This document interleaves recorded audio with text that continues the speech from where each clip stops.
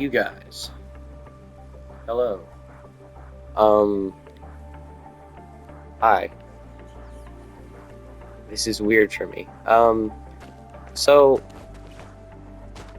my last video was in real life video because I didn't have access to my games, but now I do. So I figured, you know, have something going on in the background while make one of these videos. And this just seemed like a good game to do so because I can run pretty well. Ow. I can run pretty well on keeping conversation and whatnot with this game. So I figured y'all would also like to see a little bit of parkour. And I'm kind of shit at the game. So let's just not focus on the game. Let's focus on me. This guy.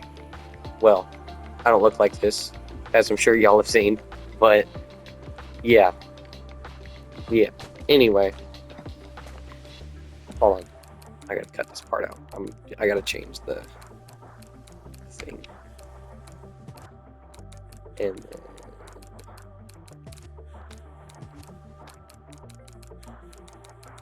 how do I do weather?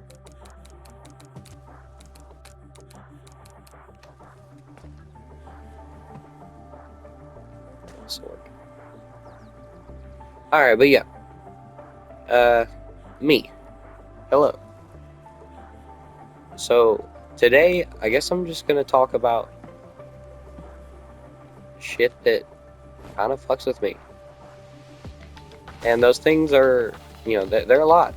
And, there's a lot of things that I want to talk about today. Well, not a lot, but a few. And I may as well start out strong. My dead father figure. That's a hell of a way to start it out. But there was a guy, and I'm gonna call him by name. His name was Clayton. He came around in my life whenever I was like 9 years old. He was my mom's boyfriend, but he was awesome. And I tried for a very long time, oh shit, to keep my dad in my life. And I couldn't do that. And it's become very apparent to me that I couldn't, and that I can't, and that I can't change who my dad is. And that, it doesn't need to bother me. Which is why I don't really care that my dad isn't in my life anymore, because he never really made the attempt to do so anyway. I was always the one who had to put forth the effort. And I just kind of got tired of that after so long. So I stopped speaking to him. And doing that made me think more about Clayton. Because the more and more that I grow up and realize, who Clayton was as a person, he was a, piece of shit to a lot of people, but to me, oh my god. But to me, he was a great person. And he was like the only person that I had to really work as a dad. Now he died in 2020. So it's been 5 years, almost 6 now, because we're in the great month of December, where it's too cold to do jack shit but stay inside. Also, I'm sick right now, so I do apologize for the weird voice if it's even being picked up by my mic. Wow. All right. But Clayton was very special to me. He came into my life one day, just out of the blue, out of the random. And he was my mom's boyfriend. And I'm gonna be so honest, I hated him at the start because I was working so hard to have my dad in my life and to have another male role model that was actually there and beneficial for me was weird. And I didn't like it, so I hated him for a while, for like the first couple months of me knowing him. But then eventually I started to like him more, and I'm glad that I started doing that because it made me realize that I didn't really need my dad. But, Clayton was not really a good person, like, at all. He was on a lot of drugs, and I was already around a lot of drugs as in my young age because of my mom and whatnot. And, I moved to a lot of different places where I was even more around these things, which matured me a lot as a kid. But Clayton, though he was on so many drugs and though, he wasn't really a good person, he was the best to me. Yeah, I feel like I'm talking in circles. I do. But I mean, it's true. He was awesome. And, it still pains me that he's gone. And I know that I should have probably went to things like, therapy or grief therapy. But I never did. Because I feel like the more and more that I talk about him, the more and more I lose of him. Because he's becoming general knowledge. And he's not just known by me as, my dad. And there were many times where I called him my dad. And because, that's all I had was my dad to me. And losing him to, a fentanyl overdose was probably one of the worst things that could have happened. And I look back at it, and just a little bit ago, I was having a conversation with one of my friends. And after he died, I got into a very bad routine of drug abuse and just all kinds of things someone my age should not be doing, like, at all. But it was the only way I had to cope, other than my music, and my music wasn't really doing anything for me. Which is why on my main account, I only have like 2 songs posted on there. And I'll probably link it in my main account down in the description if anybody wants to go look at it. But, it was weird. Having someone so close that lost their lives so easily and so quickly. And that still kind of just does not make me feel good about myself for the things that I did and still do sometimes. Like, a lot of the things that I still do are not things that I should be doing, like, at all. Because I drink, I smoke, I do things that kids my age shouldn't be doing. And I think the main reason for that is because of grief and just not having anyone to fill in where Clayton was, and that just kind of fucks with me. And like, it's so hard to talk about these things. And I know that I'm not talking to anyone in specific, like, at all. But just saying these things out loud for myself to hear, it fucks with me. Because, like, bro, shut up. You're letting out too much, And that's why I don't even really think, I try not to think about him much. Which I really should start doing more. Because it's good for me to think about him and things like that. But it also sucks and it hurts because, not thinking about it and not doing things like that are the main reason why all these emotions inside myself have been locked up. And it's like that one song, I'm locked up, they won't let me out. That's how I feel sometimes. Because even though, he was not the best person, like, at all, everybody kind of hated him, except for me. I was, like, one of the main people who actually liked him. Uh, you know, it was weird. But, I had a conversation with one of my friends a little bit ago, and they were telling me how they always try to do things that'll make someone that they lost proud. And I look back at it, and I don't think I would ever want to speak to Clayton again for that reason. Because I feel like a lot of the shit that I do, he would not be proud of, because he tried so hard to steer me in the right direction. And then I just pretty much said, fuck you, man, and went completely off the wall. And just like,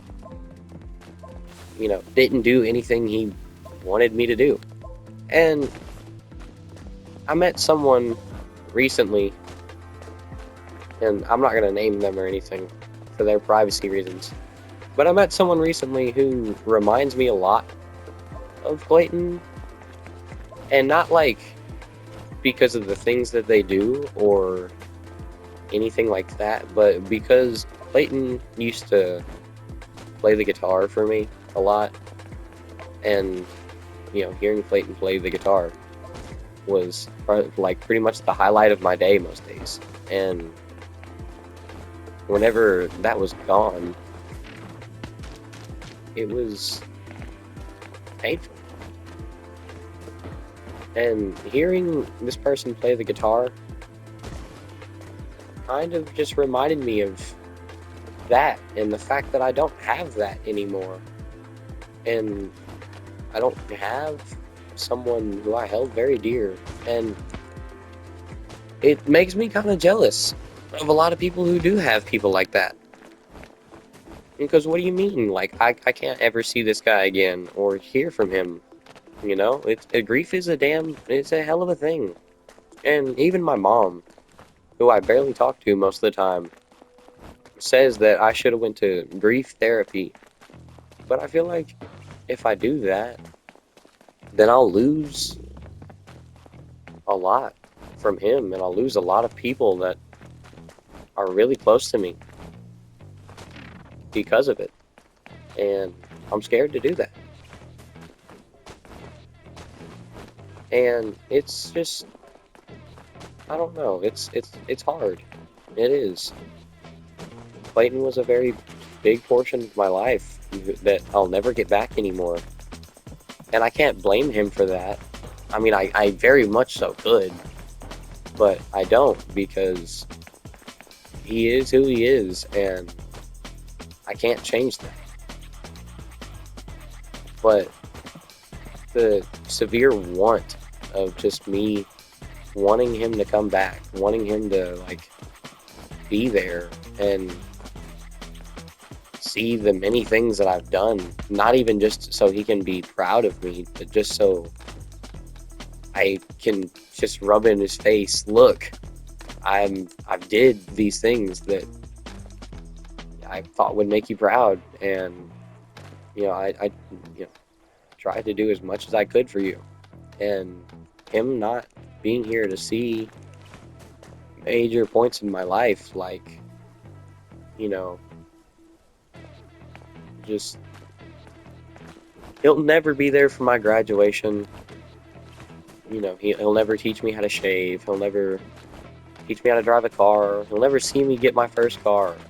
He'll never just be there. And it's a hell of a deal. It's a hell of a thing for me, because, like, what do you mean? This person's gone. And whenever Clayton's funeral happened, I didn't go. And I hate myself for that. Not because I didn't go, but because I didn't have enough strength to admit that he was gone and that I couldn't see him ever again, which is why I didn't go. Because all I ever wanted was to have a dad. And Clayton being there for me was probably the closest thing that I had to it. And me not going to his funeral and saying my final goodbye to him, to me was like not only just a major disrespect to him, but to me as a person, because I didn't do the thing that I felt like I was obligated to do because I just didn't want to say that he was gone. And like all of my friends at the time, before Clayton died, knew that Clayton was, or like they didn't know Clayton, but they knew him as my dad. Because, I mean, to be so honest with you, my actual dad is a piece of shit who just has too many kids and does not care about them. And that fucks with me. And having Clayton there for me in his place was amazing. Because then I could have someone there. You know? And it's just, it sucks. It does. But as the years have gotten to a certain point, I feel like I've been able to let go of a lot of things. And just, I've been able to let go of a lot. And accept that, you know, at the end of the day, he's not always going to be here. And it fucks with me because I want him to be here. I want him to see me walk the stage for my graduation. I want him to see me be a man. And him not being able to see that kind of sucks because he was the closest thing I ever had to having someone that I could put trust into, that I could, like, I don't know, love, I guess. And it sucks. It does. And a lot of people will always tell me, "Oh, you're just crying about it. You're just, you know, you're still handling your grief." But like, handling that grief made me into who I am today. And just him not being here both helped and made my life so much worse. Because I could never see him again, other than old pictures, and that's pretty much it. Like, that's all I have left, and some voice recordings of him singing, and that's all I have. And that fucks with me. Also, I just made a bomb ass fit. Well, minus the pants. I'm trying to get new pants. These pants are too much. No, I don't like them. But yeah, I mean, that's just like, I don't know, that's just, it's so surreal to me that I'll never have this person in my life again. And I get that sometimes it's not the best to dwell on things like this, but whenever it comes to him, I feel like it is, because he made me so happy and yet so fucked up at the same time. Not because of anything that he did, other than his death. His death made me not care about anything. Like, anyone, anything. Nothing had meaning to me. Like, I didn't want friends. I hated the world. Did not want family. Like, all the things that people wanted, I did not. And, like, that even goes with, like, me having a childhood, because I never really had one. I had to mature early for a lot of the things that I had seen, and because, you know, if I didn't mature early, then the world that I was in was gonna fucking eat me alive. And that fucking sucks. It does. I mean, it's the hard truth. It's horrible. The fact that I'm not able to see things, you know, the way that kids see them, or the way that I was supposed to see them, you know? And, like, not everybody gets that, because not everybody had the same upbringing as me, of course. And a lot of them don't get the whole, oh yeah, you know, you don't have anybody. But then there are a lot of people who do, which I feel like are most of the people that I hang around, honestly. They're I just now found out you can do slow-mo. This looks dope as shit. Yeah, but like a lot of people don't get the fact that, and I know this is very cliche, but like a lot of people don't get the fact that they should be happy with what they have. Because if you're not happy with what you have and you feel like there's nothing that you can do about it, there is. There's a lot of things that you could do to make yourself feel happier. Now, are all of them good ideas? Absolutely not. I mean, I took to drugs whenever I didn't feel happy, just like Clayton did, which is why I feel like he would be very mad with who I am right now. Because, you know, of the things that I do and things that I did to get over his death. And it fucks with me because, like, I did all of this in order to get over you. And they don't get that. And he can never get that because he's not here. And I tried explaining this to a lot of people. And I feel like the only person that really understood me, or understands me for that matter at all, is a very close friend of mine, who I don't want to name for privacy reasons. But he's like my brother, and you know, he's the closest person I got.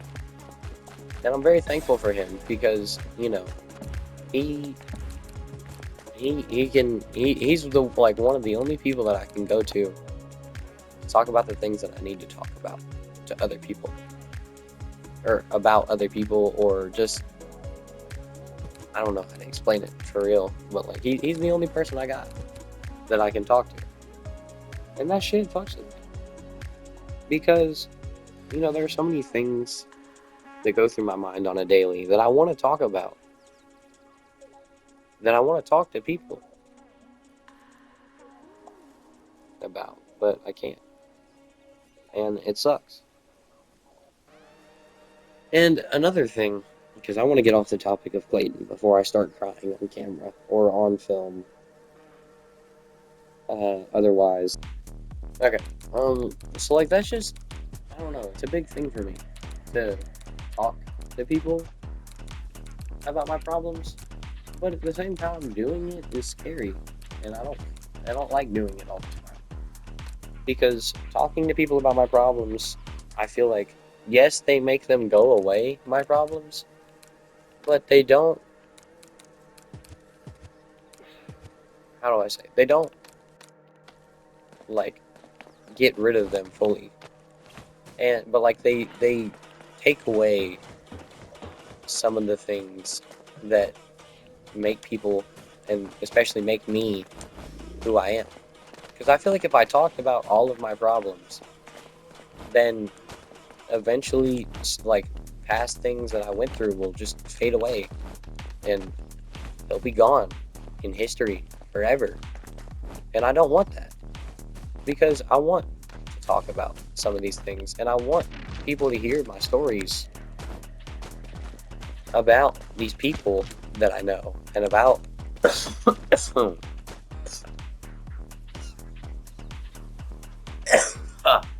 and I want them to know about these people in my life.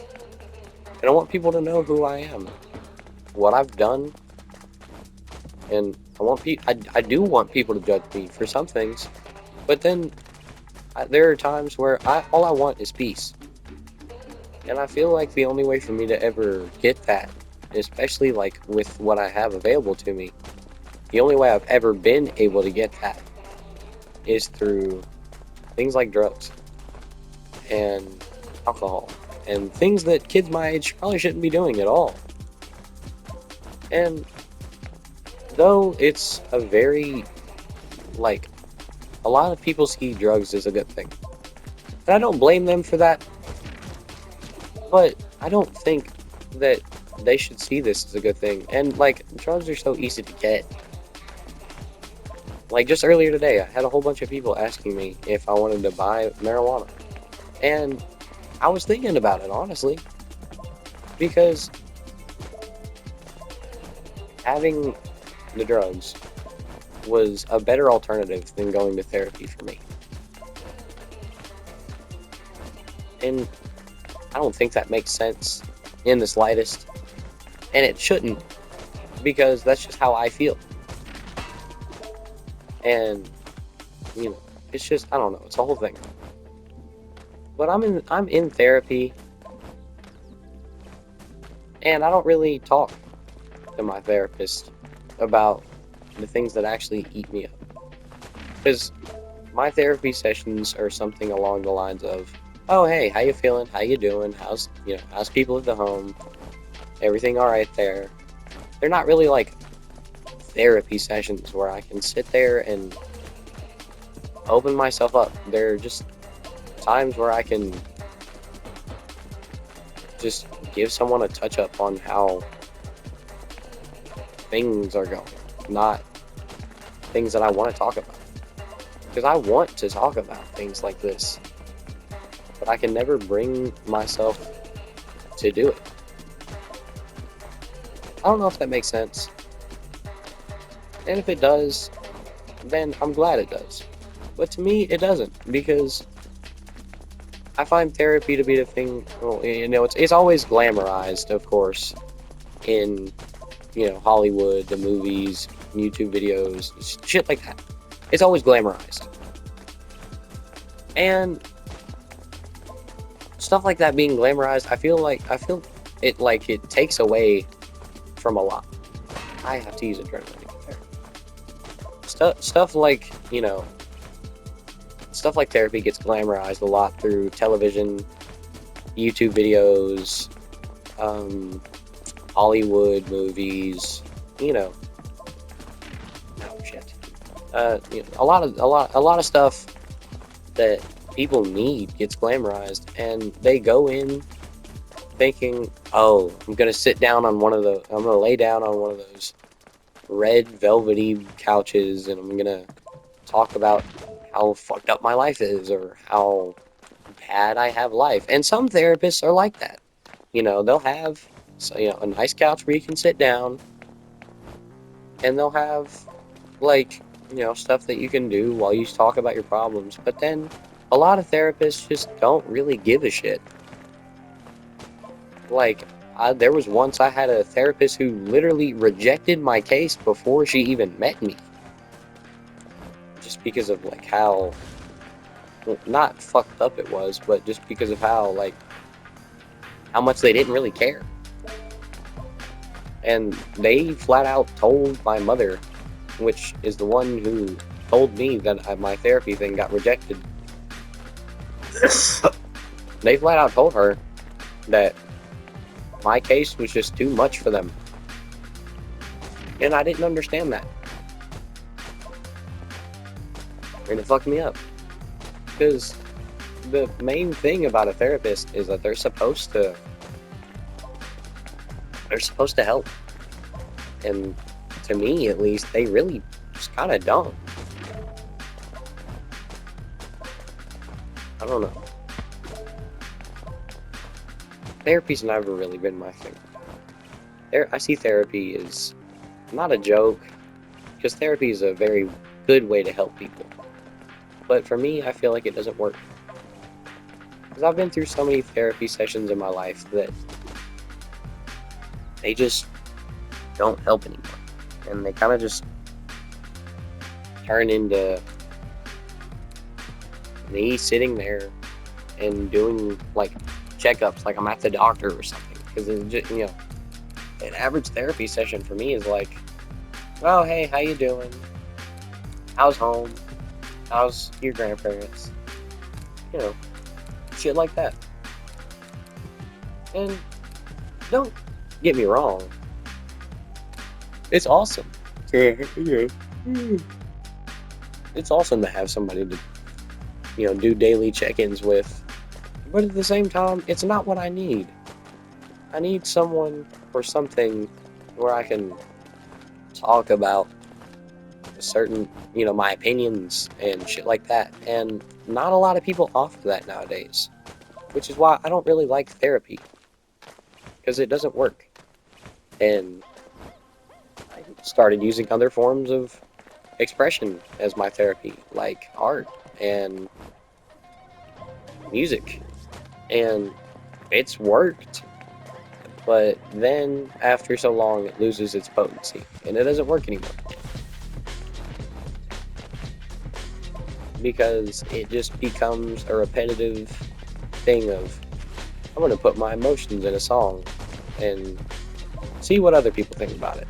And I think I care too much on other people's opinions, honestly, which could be another problem for me, is that I care a lot about how people view me.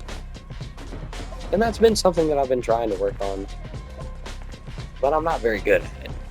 Because I still get a lot of things, I still let a lot of things get underneath my skin. And that's not something that I should do. I shouldn't be letting these things get under my skin, but I do. I'm gonna land on that. Yeah. I don't know. That's just my view on therapy. And, you know, it's a weird one. It is.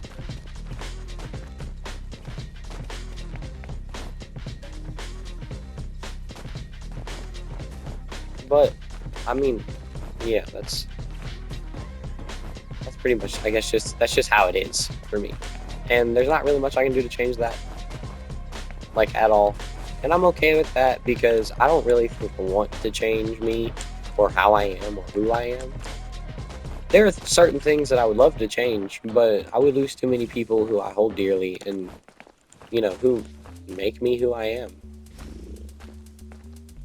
And I don't want to do that. Because then I'd be scared to, you know, lose people. Because I've already lost so many people to the point where losing people now, to me, is kind of just like an everyday thing. But the more and more people that I lose, the more and more it affects me.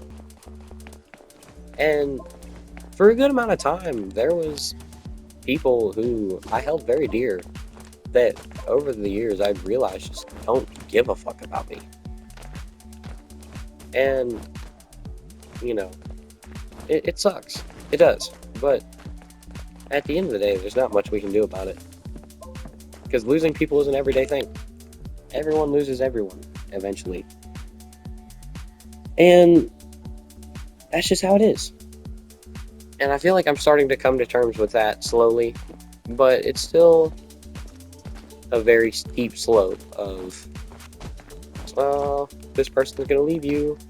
You're going to hate yourself because you feel like you're pushing them away. And you are. And, it's weird. I push a lot of people away because I'm scared to let them know who I actually am. I push a lot of people away because I feel like they would be scared or they wouldn't like me if they knew who I really was. And who I really am is just a broken person waiting for something to come around to fix them. But I can't wait for that to happen because it's not going to happen. Because I have to fix myself in order to be better and be who I need to be. And yeah, I don't know.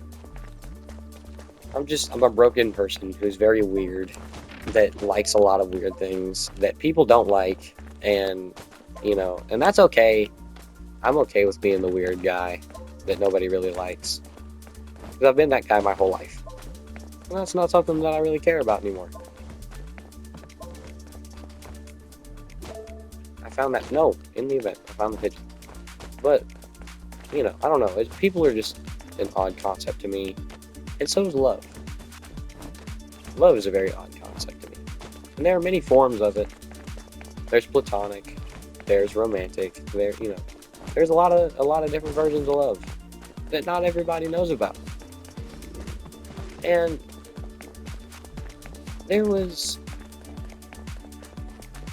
a time where I was in love for the first time, like actual love.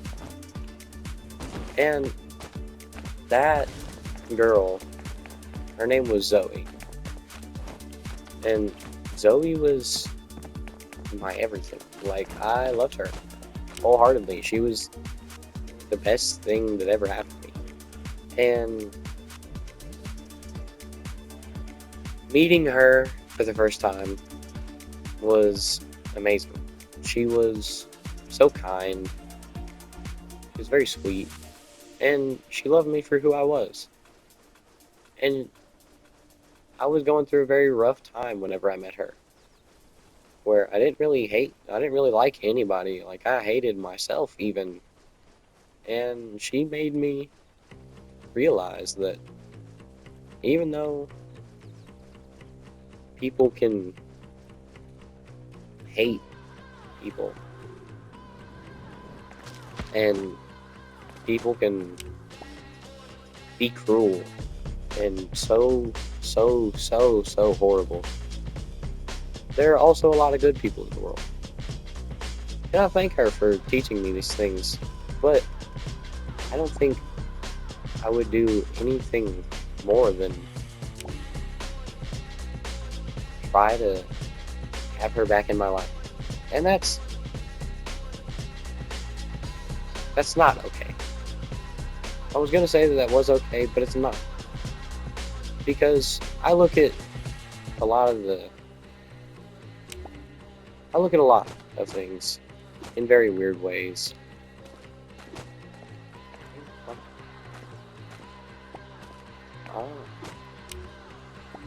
I look at everything a lot different than most people do on account of all the things that I have going on within my head, which sounds like one of them cringy Facebook dad posts.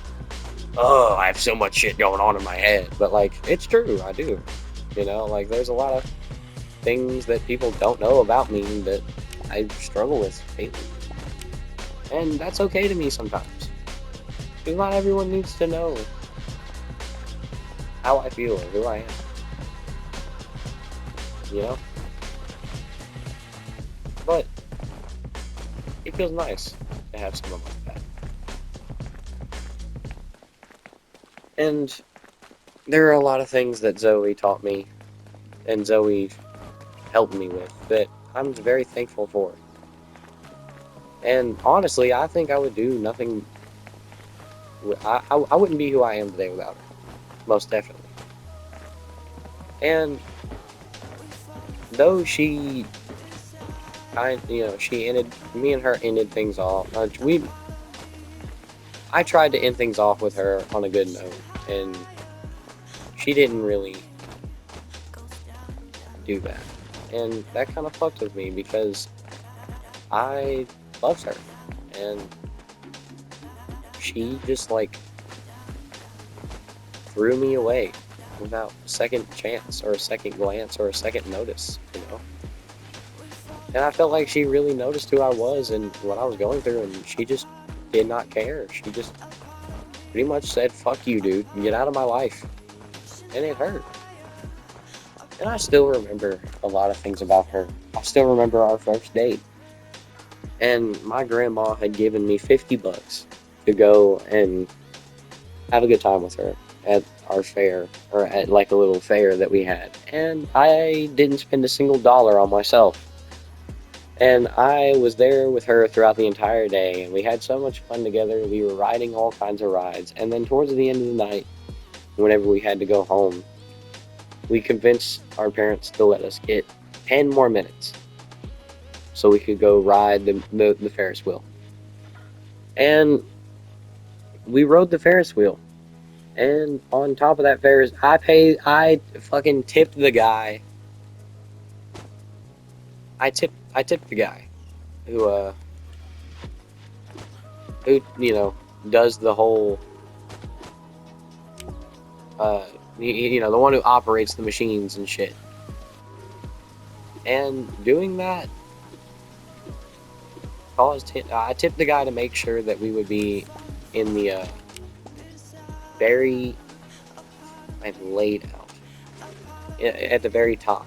And I still remember seeing the brightly colored orange and pink sky. I remembered seeing the glare of the sun in her glasses and seeing my own face and the smile that was on my face, and the smile that was on hers, and the pure bliss and happiness. And, you know, I'll never be able to experience that with her again. And that fucks with me. But whenever that Ferris wheel reached the very top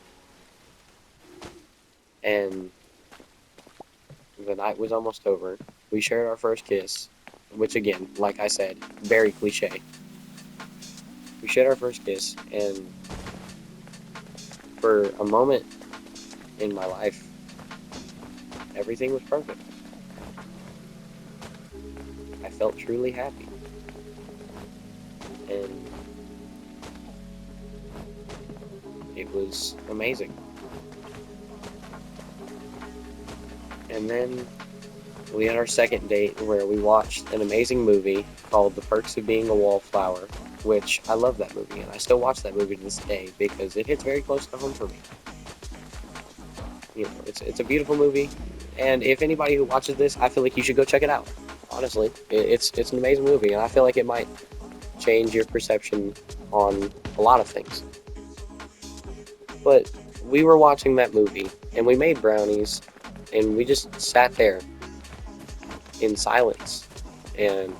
But there was a strong feeling of just love and safety, happiness. And I don't have that feeling anymore, and it fucks with me because I felt like I could only have that feeling with her. And I know that I can't, I can have that feeling with other people, but there are times in my life where I don't want it to be other people. I just want it to be her because I still love her. You know? And we broke up in 2023, and it's been 2 years, almost 3 now, and I still love her. And I still hope that she'll come back, even though I know she won't. And that fucks with me. But it's okay to feel these feelings and have these emotions because it lets me know that I'm alive and that no matter what, I can live out the rest of my life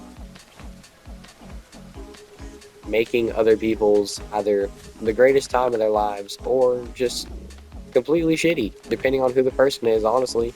Because there are a lot of people in this world that I don't like at all. And there are a lot of people in this world who are super close to me and that I love. But no one could be on that same level as I. And that's fine with me.